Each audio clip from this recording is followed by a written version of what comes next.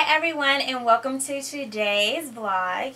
Today we're going to talk about LinkedIn and how to totally rock it and dominate on the social media platform LinkedIn. So, why LinkedIn?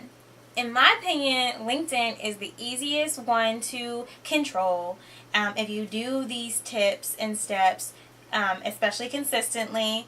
After about 3 weeks, you will see dramatic increase, like 300 people increase. So if this entices you, come closer, listen in, and stay tuned. So, the algorithm. Now, all you know, Facebook has changed their algorithm. They've changed it to the point that people still don't know exactly what is going on with the algorithm, what it means, and basically if you post in the morning time and if I post in the morning time and you don't log in until the afternoon, maybe for your lunch break, you may or may not see my post depending on their algorithm, as well as how many people have liked my post, and then finally how many people have commented and or shared. So that's problematic. But unlike Facebook, for LinkedIn, some people don't get on LinkedIn but maybe once or twice a month. So with that being said, your posts, especially when you publish a post, that stuff stays much longer. My dad follows me on LinkedIn and he never misses anything that I post. And that just goes to show that whatever the algorithm is, we got it figured out over here. Second, there's less competition. You would be surprised how many people don't have a LinkedIn. But with that being less competition, the people that do have it are educated, they have a business, they have a career, enough of a career to fill out a LinkedIn profile, and if they're checking it. So this is great if you're looking for a job. If you're not looking for a job, but you're just looking to build your network so that when you are ready for that new job, you don't have to get ready because you stayed ready, and you have people that already know you. You've already been connected to people that work in different businesses. You have different hiring managers that you can just DM. That's perfect. Also, they are great for just knowing people that you may not have known regularly but should still be in your network. Me personally, I just hired my first employer and I found her through LinkedIn. And although we're similar, which is why I liked her and I hired her, we went to a different school. She's a couple years younger than me, and I would have never met her had I not been on LinkedIn. We were connected enough to be connected on LinkedIn, but we just hadn't been in the same room yet. So that is beneficial. And then lastly, it's beneficial if you're looking for clients. So many people, I get so much clients from my articles that I have on LinkedIn that people are looking, and I'm being able to show my value in a non-aggressive way. So why do you have content? Although you may have all of these great experiences and you are overqualified for all these people, they're not coming to you yet because one, they don't know who you are. So you gotta publish articles so that people can share and read. Two, you're proving that you know what you're talking about. You're validating your knowledge, you're validating your worth. So before, I didn't really like to post. I didn't really like to create articles. I think that I'm an okay writer. I got through college, but it's something that doesn't just come just naturally. I don't just wake up and just start writing novels or stories or poems or things like that. People in high school used to be like, oh, I write on the side. That was not me. I did not write on the side. I had a diary, but I didn't keep up with it like everybody else was. I wasn't journaling regularly, and that just wasn't my thing. But it has become my thing because I understand that this is how people find me.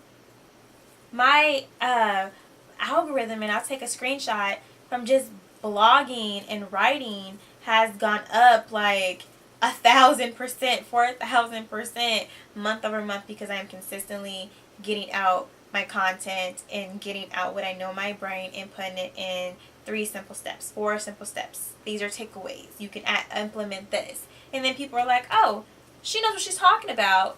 I know she has this career that she has all on LinkedIn, But she actually knows what she's talking about, and she's breaking it down easy enough that I can take away from it, and I can then utilize what she's talking about. Because just because people are smart doesn't mean that they can be coaches or that they can teach or public speak or any of that. So your blogging and articles are validating that you are the ish. So, what do you need to do for LinkedIn? One, you need to fully complete your LinkedIn profile. And I mean fully complete it. Don't just do some of this stuff. Complete it in its entirety. Add videos and links underneath your stuff. If you have a YouTube channel with public speaking engagements or whatever, add them. If you have blogs that you think are dope and people would love, do that. If you have a website, connect your website underneath your profiles. It matters. 2, once you complete your LinkedIn profile and you've passed like the first stage, people can start recommending you. Recommending is bae, because people that are on LinkedIn that you worked with in the past can then recommend you and say that you're a great worker, you're this, that, and the other. Or if you're like me and you actually have a business, after you meet with clients, you're going to send a recommendation and have them leave you a review for what you did, showing that you can do strategy sessions, that you do know what you're talking about, that people won't waste their money when they talk to you. All of that is great and can be used for recommendations on LinkedIn. Also, if you worked with previous bosses or coworkers in your other businesses, jobs, and positions, you definitely want to have them recommend you as well. The more recommendations, the better. Only good recommendations. You don't want any halfway recommendations. If it's not great, leave it alone. Next, publish an article every other week. Every other week because, one, not every blog article may be LinkedIn appropriate, I'm going to just assume. And 2, it gives you enough time to make quality work.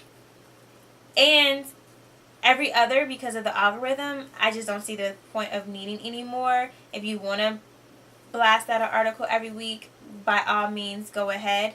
It's not going to hurt anything. But I think that every other week works for me, and I'm able to just stay on that.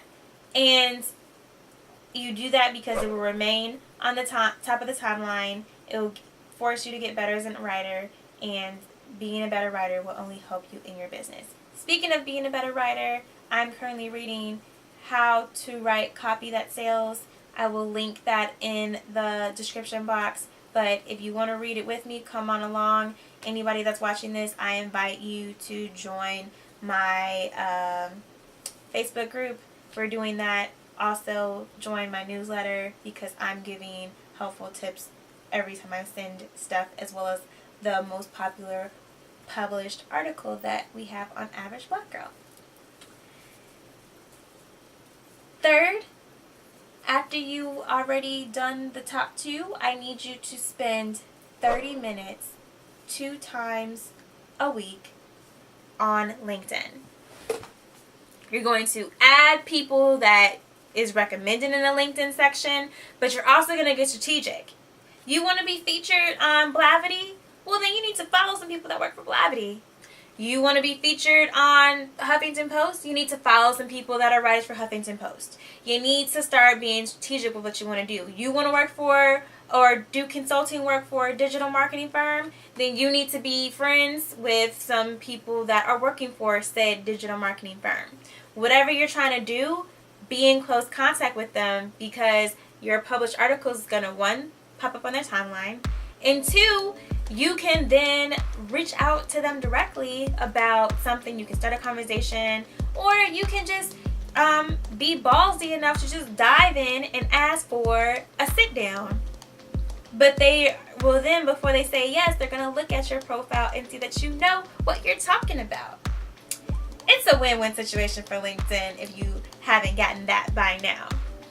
But for me, my goal right now, I'm about 20 people away from 6,000 followers on LinkedIn. But my goal is to get to 10K, then 20K. Then I feel like, okay, I've validated. People will then at that point be coming to me. I won't need to spend all this time inviting people. They'll be coming to me. But it's already happening. Like, people are already sending me invites and stuff. Every time I log on to LinkedIn, I have a new invite, which means that I'm doing something right. And I just want to reiterate, add links. So not only do you want to add your website, your videos, and your URL, but I also have the VC to Contact plugin. So I love the VC to Contact program. I will actually add that to the description box as well. But people can then from LinkedIn, they don't even have to go to my site. They can go straight to that plugin and contact me, send me their contact information, book me, whatever it is they want to do, straight from there. And so that's pretty dope that they were able to kind of link together with Facebook. So that's it. So if you need extra help on LinkedIn, you can book a session with me. I have a LinkedIn strategy going on right now. I will put that in the description box as well.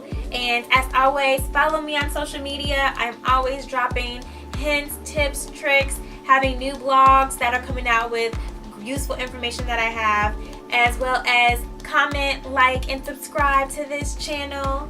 And that is it for right now. I can't wait to get back to you for some more tips and tricks with Average Black Girl, aka Danny. I hope you guys are having a great time. Let me know what your LinkedIn has done after you did these 4 different tips. Let me know how it works for you. Let me know, and also find me on LinkedIn. Let's be LinkedIn friends. I want to see what you guys got going on. All right, I will talk to you guys later. Bye.